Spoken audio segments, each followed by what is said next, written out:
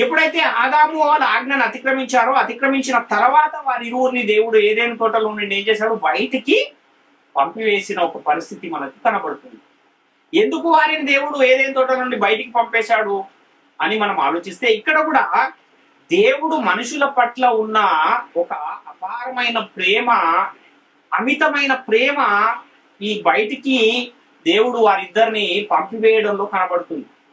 దాన్ని కొంచెం జాగ్రత్తగా మనం ఆలోచిస్తే, ఎందుకు దేవుడు ఆదాము అవ్వలను బయటికి పంపివేశాడు అంటే, ఒకవేళ అక్కడే వారు ఉంటే, ఆ తోటలోనే ఉంటే గనక ఆజ్ఞను అతిక్రమించిన తర్వాత పాపులుగా తీర్చబడిపోయిన వారు ఏం చేసేవారు అంటే, జీవవృక్ష ఫలాలను కూడా ఒకవేళ తినేస్తే ఏం జరిగి ఉండేది అని అంటే, నిత్యము పాపులుగానే ఉండిపోయే పరిస్థితి ఒకటి వచ్చేది.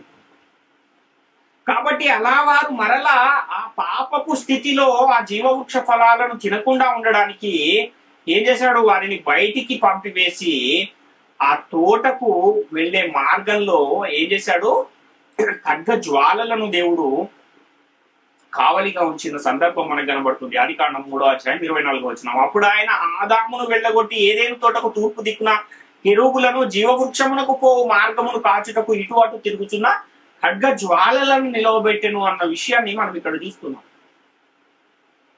కాబట్టి ఎందుకని దేవుడు ఆదాము అవ్వలను ఏదైనా తోటలో నుండి బయటికి పంపివేశాడు అని మనం ఆలోచిస్తే,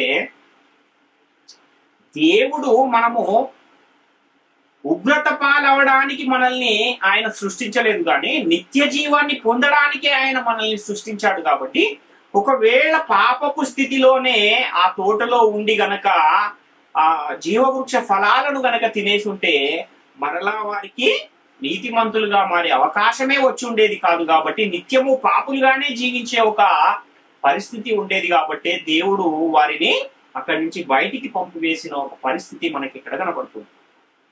కాబట్టి వారిని తర్వాత బయటికి వెళ్ళిపోయిన తర్వాత మరలా వారిని ఆ పాపము నుంచి విమోచించే ఒక అవకాశాన్ని వారికి ఇవ్వాలనే ఉద్దేశంతోనే దేవుడు వారి రూరిని కూడా బయటికి గెంటి వేసిన ఒక పరిస్థితి మనకు ఇక్కడ కనపడుతుంది.